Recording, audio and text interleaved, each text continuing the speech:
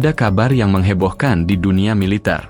Rusia, salah satu kekuatan militer terbesar di dunia, dikabarkan menawarkan kerjasama produksi bersama helikopter serang mereka yang terkenal, Ka-52 Alligator, kepada Indonesia.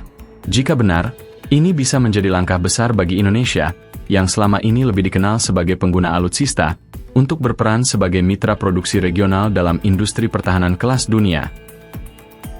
Kerja sama militer antara Rusia dan Indonesia memang terus berkembang, dengan berbagai perjanjian dan latihan bersama yang telah dilakukan. Namun, apakah tawaran produksi bersama ini benar-benar akan terwujud? Masih perlu ditunggu konfirmasi resmi dari pihak terkait. Helikopter Ka-52 Alligator adalah ujung tombak kekuatan serang Rusia.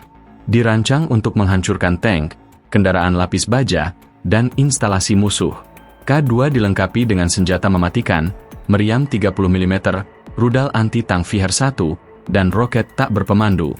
Desain rotor ganda koaksial Hasov membuat helikopter ini sangat manufabel, dapat melayang stabil, berputar tajam, bahkan terbang mundur di medan berat. Salah satu fitur paling langka adalah kursi lontar untuk awaknya. Fitur keselamatan ini jarang ditemukan di helikopter tempur manapun. Helikopter ini sudah teruji di medan perang dari hutan Chechnya hingga langit Ukraina. Pertanyaannya sekarang, kenapa Rusia menawarkan proyek besar ini ke Indonesia? Jawabannya karena Indonesia bukan negara sembarangan. Pertama, hubungan militer Indonesia-Rusia sudah terjalin lama. Kita pernah mengakuisisi Sukhoi Su-27 dan Su-30 dari Moskow. Bahkan ada rencana pembelian Su-3 meski sempat tertahan. Kedua, PT Dirgantara Indonesia punya kemampuan produksi dan integrasi sistem pesawat. Sebuah modal besar untuk menjadi mitra industri Rusia. Dan ketiga, secara geopolitik Indonesia punya posisi strategis di kawasan Indo-Pasifik. Rusia membutuhkan mitra non-blok yang kuat dan Indonesia adalah jawabannya. Informasi soal proyek Ka-52 ini awalnya hanya rumor, tapi kini semakin banyak tanda-tanda bahwa bocoran ini bukan sekadar isapan jempol.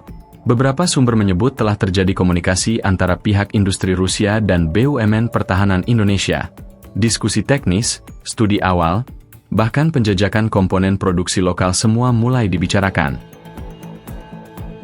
Meski secara tertutup, meski belum diumumkan secara resmi, arah kerjasama ini mulai terbaca.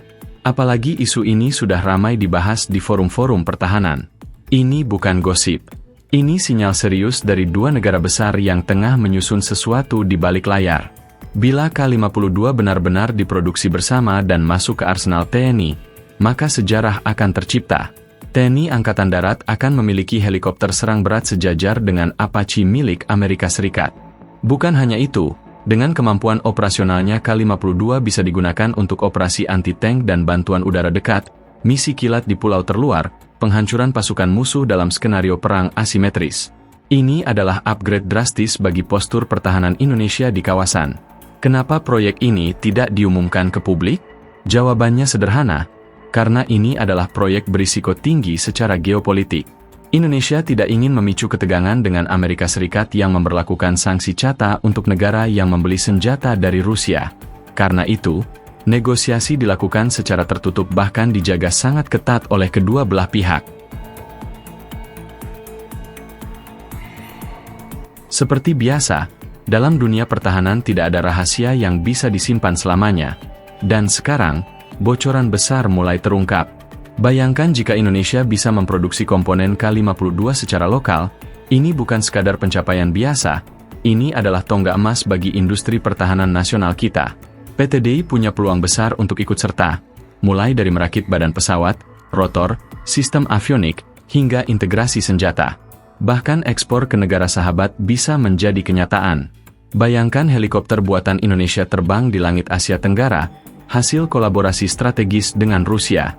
Ini bukan sekadar impian, tapi sebuah visi nyata yang sedang dibangun secara senyap, namun pasti. Kalau produksi bersama Ka-52 benar-benar terjadi, ini bukan cuma soal akuisisi alat perang.